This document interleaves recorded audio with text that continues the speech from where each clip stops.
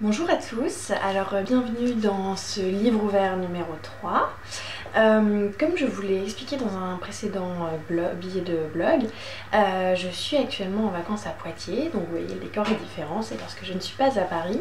On m'a prêté deux livres, ça aussi je vous l'avais dit, qui sont des classiques en termes d'écologie et que je n'avais pas encore eu l'occasion de lire.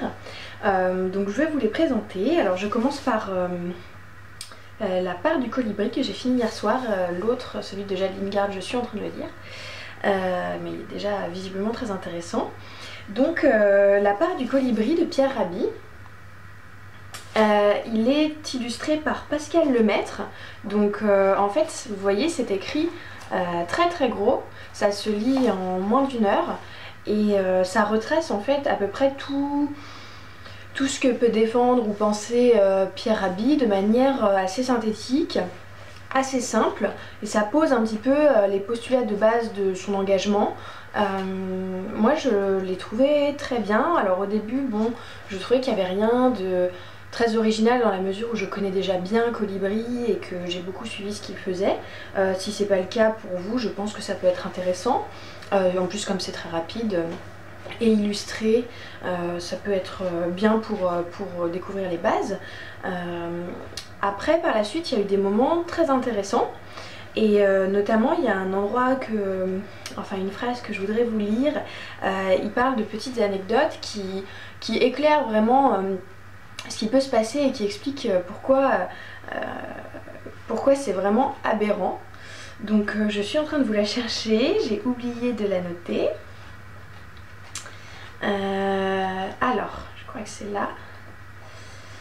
Oui, il parle bien sûr aussi, je vois là au passage, des problèmes que peuvent poser la surconsommation de viande.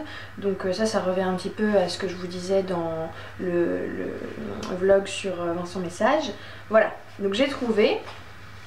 Alors je vous lis la phrase. Dans les années 1980, on a pu voir un camion bourré de tomates quittant l'Espagne pour livrer la Hollande. Dans le même temps, un camion bourré de tomates partait de la Hollande pour livrer l'Espagne. Des circonstances incroyables ont fait qu'ils se sont percutés dans la vallée du Rhône, mêlant pêle-mêle des tomates hollando-espagnoles.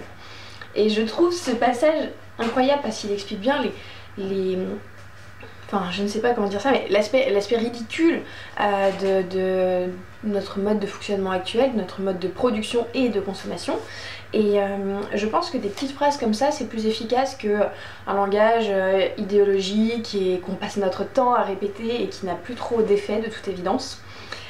Donc voilà, j'espère que cette petite phrase, vous aussi, peut vous faire réfléchir et en tout cas peut-être la partager autour de vous. Voilà, donc moi je le conseille à tous. Ça peut aussi faire un beau cadeau. Je pense que c'est sympathique, surtout qu'il finit sur une sorte de poésie qu'il a inventée lui-même, qui est magnifique. Je vais essayer de vous la noter. Enfin, j'aime beaucoup. Il parle de la légende du colibri que j'ai mis dans la présentation de mon blog et à laquelle je suis très attachée, qui est une très belle légende amérindienne et qui nous encourage à tous faire notre petite part du colibri. Ce n'est pas grand chose, mais c'est ce que beaucoup d'entre nous essaient de faire et ce que j'essaye de faire moi à titre personnel à travers ce blog et notamment ces petites présentations de lecture. Donc j'espère que ça vous a plu. Voilà, La part du colibri aux éditions de l'Aube, qui est sorti en 2014 si je ne me trompe pas, de Pierre Rabhi. Voilà, à bientôt, bonne lecture.